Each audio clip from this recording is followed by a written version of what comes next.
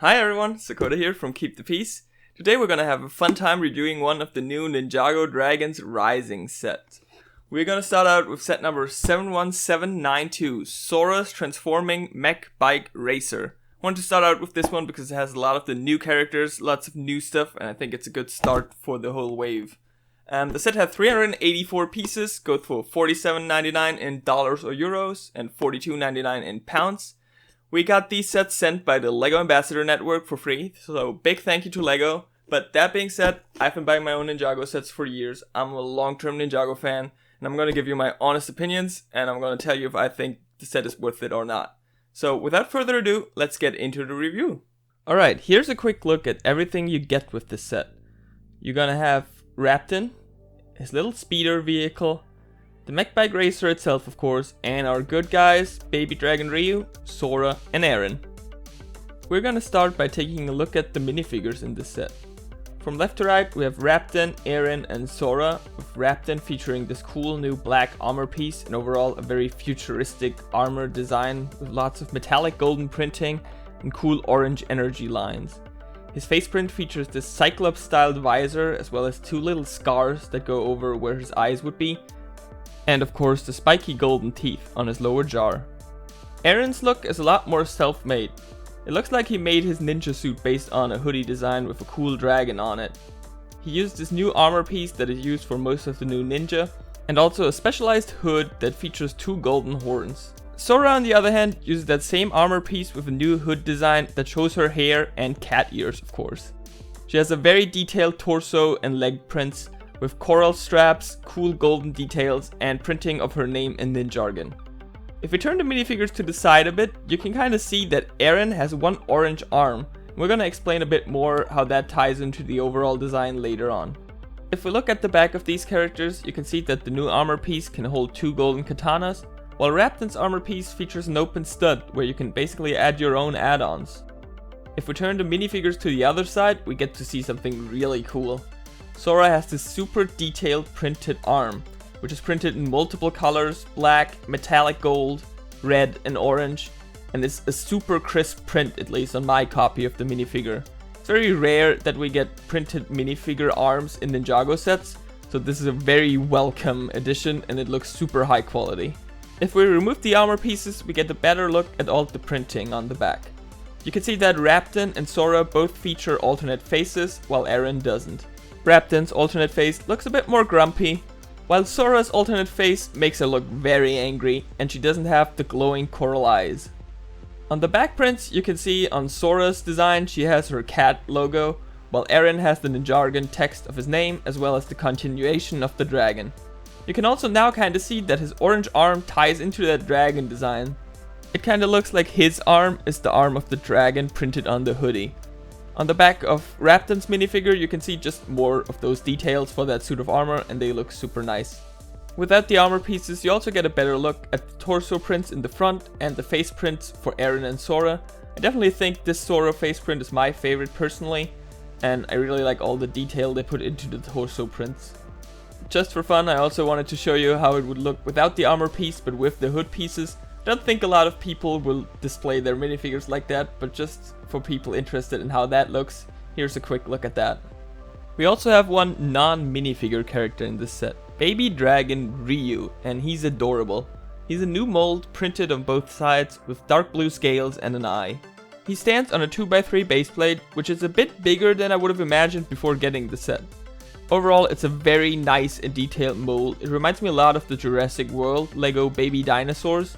But it's really nice that Ninjago can get something like that for the baby dragon. And I can already imagine that this guy is gonna be a fan favorite. We also get two new minifigure accessories in this set. Arin comes with this cool grappling hood. This is kind of a rubber piece similar to the LEGO whips if you ever had one of those. I think this one adds a lot of play value as you can easily hang the minifigure onto other parts of the set, and I think kids are gonna be able to do a lot with that. Rapton comes with this cool energy blade. It looks a lot like the Kitanas, but I personally think it looks even cooler. This is a dual molded piece with a trans orange blade and a gunmetal gray hilt. There's a bar connection at the bottom of the blade, on the hilt itself, and there's a bar hole at the end of the blade where you can basically add anything like this katana here. Next up, we're gonna look at the little side build, which is Raptons' little speeder vehicle. If you look at it from all sides, you can see the back kind of has a little transparent stud as an engine. There are stud shooters angled up top, and there's a katana which is movable. I don't really know what it's for, but it looks kind of cool. The front of the vehicle features a sticker which has some kind of Imperium logo on it. I don't really know what the logo means, but it looks very cool. Stud shooters, as always, are very easy to fire, but very hard to find again afterwards. All the instructions tell you to basically just stand Rapton in there. That way he can hold on to the handlebar well, but you kind of have a bit of a gap right behind him. So I tried sitting him down as well, which works pretty well, but he can't really reach the handlebar of the vehicle then. You would have to flip up the front way too far, and that doesn't really look too great. So maybe just stick with standing him up how the instructions tell you to. Overall, this is a very nice, simple build. It's very swooshable. You can basically just build it bottom to top, and it's super simple, but it provides some conflict in the box, and I think that's what it's for. Alright, it's finally time. We're gonna look at the Mech Bike Racer. We're gonna start out in the bike configuration, and I'm gonna show you the transformation later. So, first of all, I really like how this looks in the bike version. It has a very smooth design, and we're gonna go over it from the front to the back, basically. But what you wanna do first, of course, is put in Sora. The cockpit is very easy to open. There's a nice little tan seating area in there. And you wanna take your Sora minifigure, but oh, you can't fit her in while she's wearing the swords on her back, so we have to take those out before putting her in there. She's very easy to fit in there. Just put up her arms. She's there on 2 studs. You can flip down the windshield. There's a little bit of a gap on the side, but I don't think it looks too bad. On the front of the vehicle, we have of course the wheel and this nice coral stripe. There's a sticker at the very front that has her cat emblem. There's a little in-universe sticker, I guess, that says "Go" in Ninjago. There's also another sticker on the side that has some kind of symbol. It seems to look like cat whiskers, which I think is very fitting. One thing I sadly noticed here though is that the color of the coral sticker doesn't quite match the color of the pieces, so that could be a bit improved here. What we see here will later be the arm in the mech configuration, but for now it has the stud shooters and another little sticker that just spells out Sora. We can easily move this around as it's attached on a ball joint. It has a hinge in there too, so we can flip it up as well. And we can of course fire the stud shooters, nothing too crazy here. There's a little grill here and another sticker. This one says Mark 01, so maybe that means this is the first version of Sora's transforming Mech Bike Racer. There's another sticker also on the back that has seemingly some engine details. This area will later be, of course, the legs and feet of the model. They tell you to have the feet up like this in the bike configuration. And another sticker up here. This one has just some coral with some scratches on it. This part we can already kind of move a little bit, but they tell you to have it straight out in the bike version. Of course, a Ninjago classic, we have to add some golden blades. And we're gonna look at those again later in the mech configuration as well. There are some little details in the back where the legs will later be, and the feet can either be held up like this, or you can flip them down. They don't touch the ground, so I think both of the configurations work. Overall, this model rolls very well, which is of course important for a bike. Now let's take a look at the back a little bit, and I'm gonna kind of start the transformation a little bit so we can get a better look. We have a little bit of an engine detail similar to the little glider Rapton had. And there's a bit of asymmetry here. You can see on one side there's a round tile, and on the other side there's a stud. I think this is just so the 2 legs basically have the correct distance from each other when you put them together. The other side looks pretty much identical, has almost the same stickers. Only real difference is that one of the stickers has a little ninja tag on it, but that's about it. That was our look at the bike version, and now we're gonna take a look how to transform it into the mech version. So what you want to do is hold on to the bike, take that leg section and just bring it forward with its joint and flip out the foot. You put it down and basically do the same thing on the other side. Next up, we bring out the arms. Just move it out on the ball joint, use the elbow to adjust it. Same thing of course on the other side as well. And then we can also bring out those little ear pieces I showed you earlier.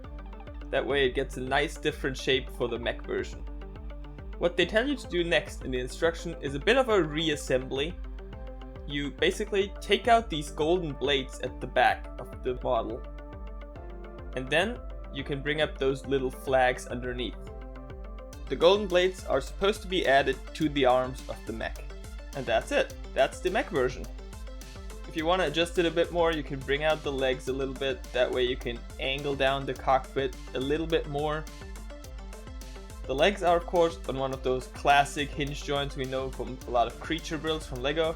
You have a good range of motion with it, and it is covered up a little bit with one of those grill pieces I showed you earlier. You can move that, but I think it's mostly just there to cover the joint. There's also a sticker on the thigh. That one has Ninjago letters again. And we don't have knees, of course. It just uses the SCCBS limb piece, but that's because the wheel has to attach to the knee. The foot itself is on a ball joint. This allows the mech to stand easier even if you have the legs at weird angles. The arm is mounted on this kinda new piece. It was already in some of the Ninjago core sets.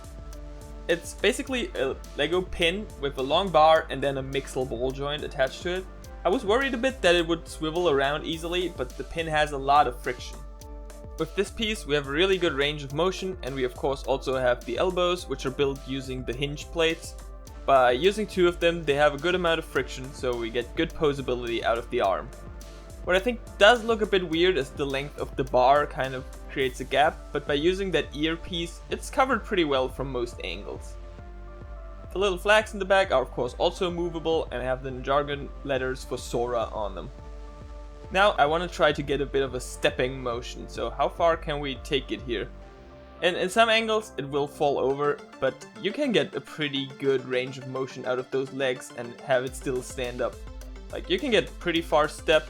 We can try to go even further than that, and it might look a bit extreme, but I think you can get some really cool poses out of the model.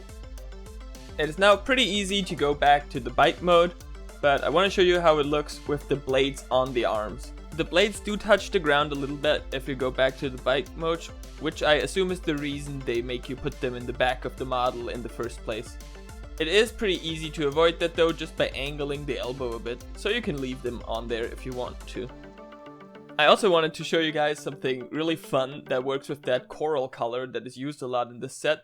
This color kind of has a neon glow underneath blue light, so I wanted to show you how that looks. It looks even cooler in person, but I think you can still pretty much tell on the camera. Same applies of course also for the Sora minifigure, and I think that's a super cool look. I pointed out most of the stickers, but here's the empty sticker sheet. I think for a set this size that's quite a lot of stickers, but most of them are pretty easy to apply. The only ones that are a bit harder to apply might be those on the wedge pieces that go on the ear part of the mech. We also get a bunch of spare pieces. Most of them are ammunitions for the stud shooters, but we also get 2 katanas. The instructions for the set are fairly standard. One fun thing I noticed is there's a bit of a render error on the cover of the instructions, where it shows Arin's hood as completely gold and not just the horns. I just thought that's funny. It's not a big deal. There's also a bit of an advertisement for the other set in the back of the instructions.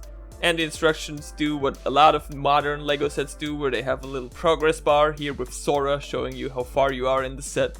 And they have fun little effects when you're done with the build, for example. Okay, now that we've taken a look at basically everything this set has to offer, I want to give you a bit of my overarching thoughts. First of all, I think this set is going to be very appealing to people who maybe just want to get one set from the new wave and want to get the new characters. This is a rather cheap option, smaller set option to get the new characters, which are extremely cool minifigures and are very exciting for this new show. So I think a lot of people are going to be interested in this set. The overall building experience for the set is very straightforward. It has like 2 Technic bars in here and you basically build around that. Lots of bracket building, and that ties very well into my next topic, which is the play value. This set is super stable. You can shake it around. You can go from mech to bike to mech to bike.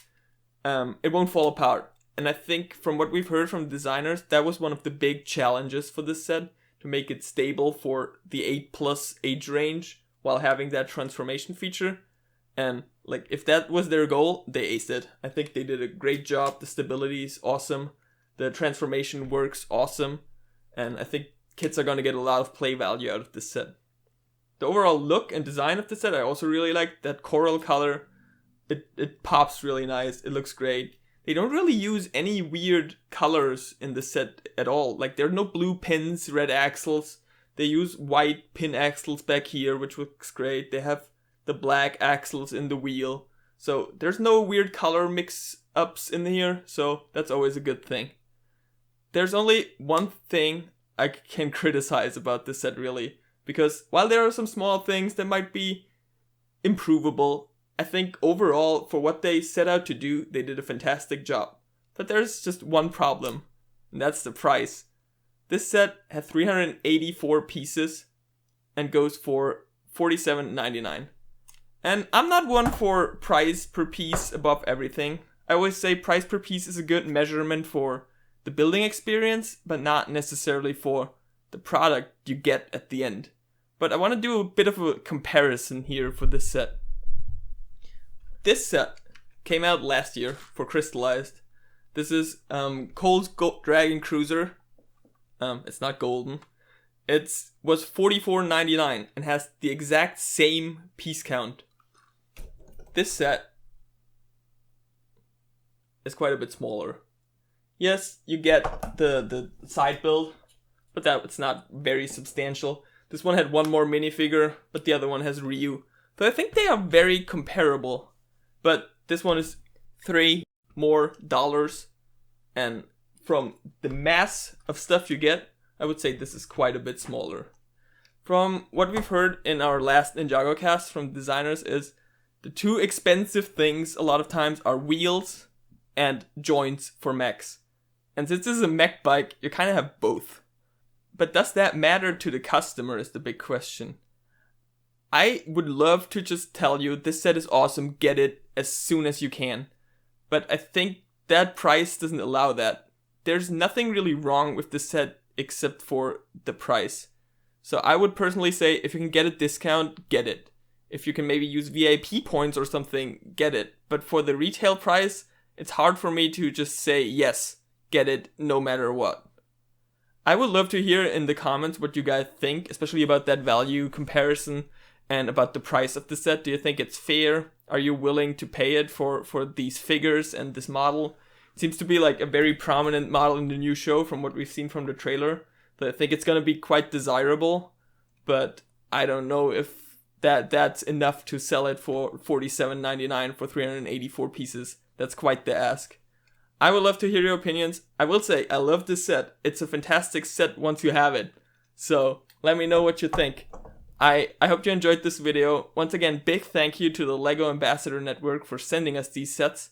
I had a lot of fun making this review. There's a lot more to come, so thank you for watching. I hope you tune in next time, and peace out.